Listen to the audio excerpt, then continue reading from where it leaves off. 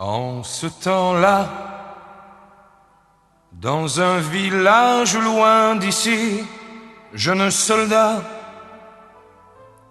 il avait un peu peur pour sa vie, drôle de bidasse, qui avançait dans le djebel. Il tremblait pour sa carcasse devant le fusil des rebelles sur le quai d'une gare. Certains chantaient le déserteur à Saint-Lazare. Lui, il avait l'esprit ailleurs. Il regardait une femme et un petit garçon qui ne comprenaient pas les mots de la chanson. Alors, il pose sur la table une rose des sables et il a le cœur lourd, car tous ses souvenirs l'entraînent, ses souvenirs l'enchaînent à ce djebel amour. Ça fait longtemps qu'il est revenu d'Algérie. Il y a des moments qui marquent à jamais une vie, et quelques soirs, quand il traîne un peu au comptoir, il peut pas s'empêcher de raconter son histoire pour ses enfants. C'est un mot qui ne veut rien dire pour ses parents. C'est un bien cruel souvenir pour ses amis. C'est une carte de combattant, mais ça reste pour lui 36 mois à 20 ans.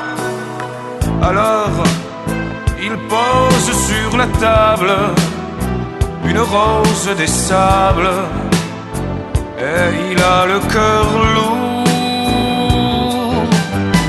car tous ses souvenirs l'entraînent, ses souvenirs l'enchaînent à ce djebel amour.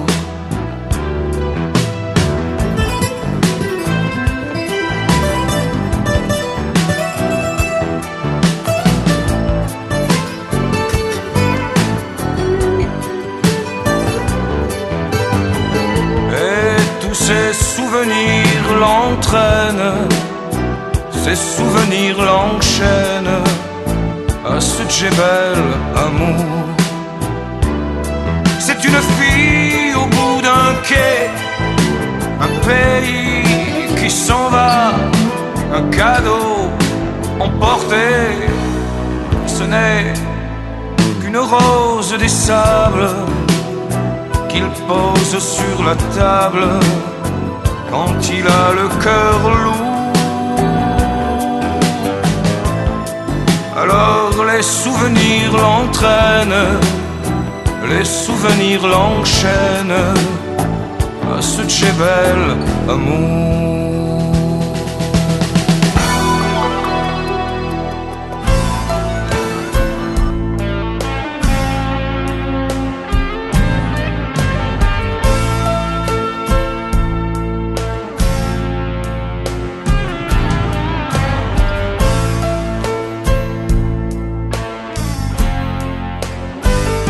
Un chant berbère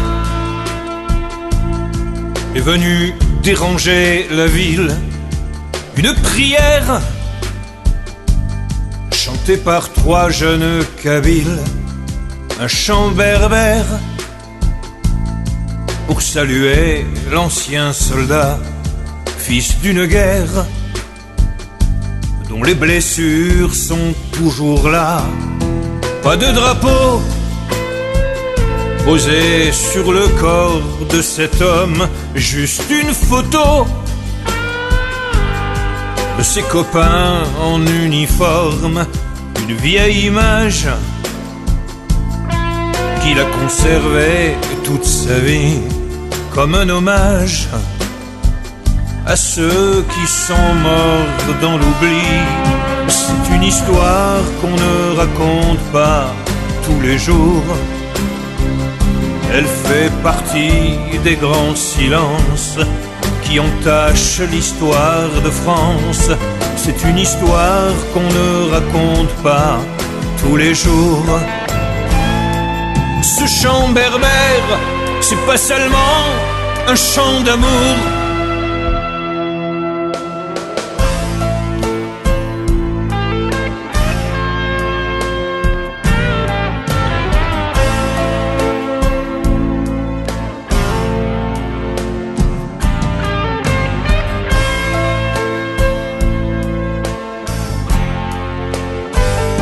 Souvent la nuit, y retrouver en mauvais rêve le sang, les cris, les plaintes des harkis qu'on achève. Face au calvaire, les soldats restés, l'arme aux pieds, l'ordre était clair. Il ne fallait pas les sauver. C'est une histoire qu'on ne raconte pas tous les jours. Elle dénonce les grandes souffrances de ceux qui ont choisi la France. C'est une histoire qu'on ne raconte pas tous les jours. Ce chant berbère, c'est pas seulement un chant d'amour. Le cessez-le-feu du 19 mars 1962 n'a pas fait cesser le sang. Dans les semaines qui ont suivi les accords d'Évian, des dizaines de milliers d'Algériens qui avaient fait confiance à la France furent désarmés par les troupes et livrés à leurs bourreaux, victimes des pires tortures, traînés de douar en douar, condamnés à la mort lente dans les djebels de la tourmente. Sur les 200 000 hommes engagés aux côtés des unités régulières de l'armée française, seulement 40 000 d'entre eux purent rentrer en France avec leurs familles, souvent grâce à des initiatives personnelles d'officiers français qui avaient enfreint les ordres. Ces rescapés furent parqués avec femmes et enfants dans des baraquements sordides, des camps grillagés de barbelés. Certains y sont encore. Et cette histoire qu'on ne raconte pas tous les jours, elle demande la reconnaissance de ceux qui ont cru en la France. Une façon de saluer cette bravoure. Ce chant berbère, faut qu'il ne soit qu'un chant d'amour.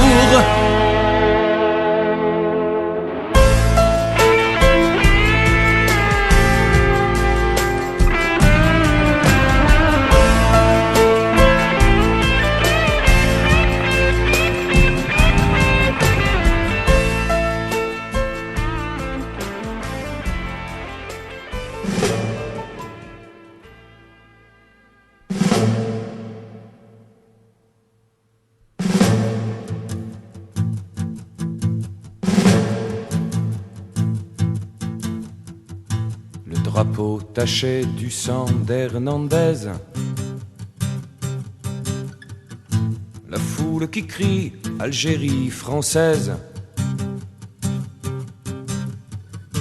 des civils en armes derrière des pavés. Je suis dans l'enceinte du camp retranché. Il y a quelques heures, une fusillade a semé la mort chez mes camarades.